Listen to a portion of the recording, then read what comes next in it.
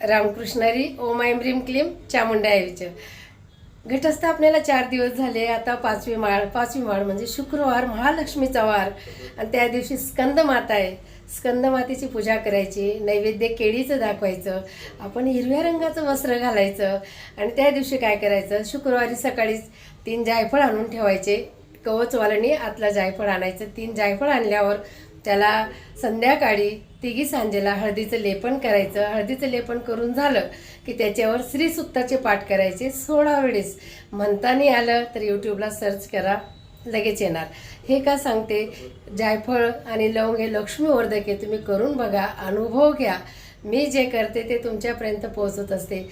कष्ट केल्याशिवाय पर्याय नाही. त्या कष्टाला बरकत राहावी, त्याला ही पुरवणी आहे. येत्या नवरात्रीपर्यंत तुमचं सगळं चांगलं हो, अशी मी माता राणीचरणी प्रार्थना करते.